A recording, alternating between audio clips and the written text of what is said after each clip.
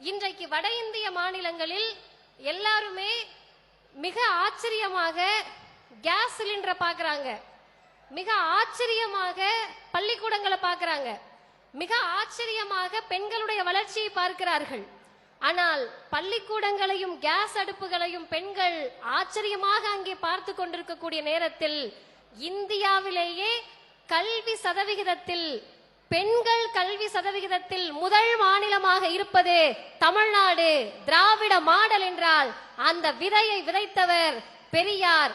அதை சட்டமாக கொண்டு வந்து நமக்கான கல்வி வாய்ப்புகளை எல்லா நிலையிலும் உறுதி செய்தவர் முத்தமிழறிஞர் கலைஞர் அவர்கள். அதுக்கடுத்து ஒரு கட்டம் வருது, 12வது வரைக்கும் படிச்சுட்டல்ல போதும்ன்றாங்க.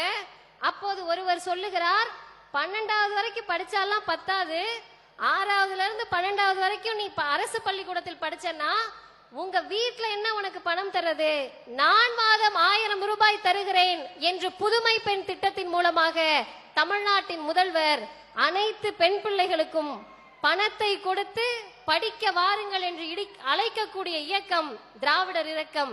எனவே அருமை தோழர்களே, வந்திருக்கக்கூடிய உங்களை எல்லாம் இளைஞர்கள் என்று சொன்னார்கள், வாலிபர்கள் என்று சொன்னார்கள். ஆனால் பேரறிஞர் அண்ணா நம்மை அப்படி விழிக்கவில்லை. அண்ணா எப்படி நம்மளை கூப்பிடுறாருன்னா, வீரர்கள் தேவை என்று பேரறிஞர் அண்ணா அவர்கள் நம்மை அழைக்கிறார். என்ன சொல்லி கூப்பிடுறாருன்னா, காரியமாற்றும் வீரர்கள் தேவை, ஆரியத்திற்கு அடிபணியாத வீரர்கள் தேவை என்று பேரறிஞர் அண்ணா அழைக்கிறார்.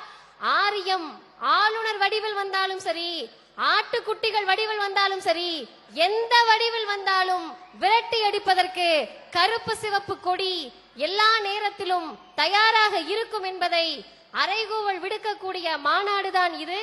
இன்னும் 3 மாதங்களில் நாடாளுமன்ற தேர்தல் வர இருக்கிறது. மற்ற கட்சிகள் எல்லாம் தீர்மானம் நிறைவேற்றினார்கள்.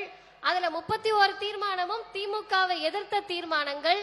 ஆனால் இங்கே நிறைவேற்றப்பட்ட அத்துணை தீர்மானங்களும் தமிழ்நாட்டில் இருக்கக்கூடிய ஒவ்வொருவர் வீட்டில் இருக்கக்கூடிய பிள்ளைகளின் கல்விக்காக, பெண்களின் முன்னேற்றத்திற்காக, இளைஞரின் வேலை வாய்ப்புகளுக்காக, அனைத்திற்கும் மேலாக பிராக்கெட்ல நம்ம முதல்வர் கொண்டு வரக்கூடிய பெண்ணுரிமை திட்டத்துக்கெல்லாம் பிஜேபி அல்லாத பெண்கள் அப்படின்னு நம்ம எக்ஸெப்ஷன் கொடுக்கல, அதிமுக இல்லாத பெண்கள் எக்ஸெப்ஷன் கொடுக்கல.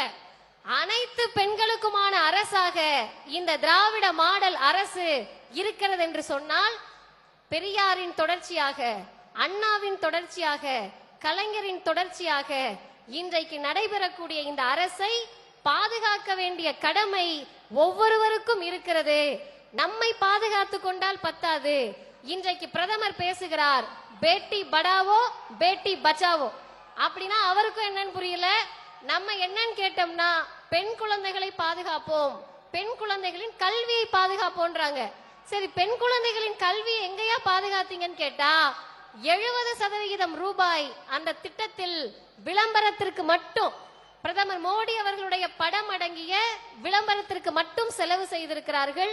இப்படியாக பெண் பிள்ளைகளுடைய கல்வியை புதிய கல்விக் கொள்கை என்ற பெயரால் காவு வாங்கக்கூடிய, நீட் என்ற பெயரால் பெண்களை மருத்துவராக விடாமல் தடுக்கக்கூடியவர்கள் ஆளக்கூடிய நாட்டில்தான் அமைச்சராக நான் பேசவில்லை, அனிதாவின் அண்ணனாக பேசுகிறேன் என்று இளைஞரணி செயலாளர் சொல்லுகிறார் என்றால், இவர்களுடைய கரத்தை வலுவாக பற்றி கொண்டு இந்தியாவை காப்பாற்ற வேண்டிய பெரும் பொறுப்பு நமக்கு இருக்கிறது. செய்திகளை உடனுக்குடனும் துல்லியமாகவும் தெரிந்து கொள்ள சப்ஸ்கிரைப் பண்ணுங்க.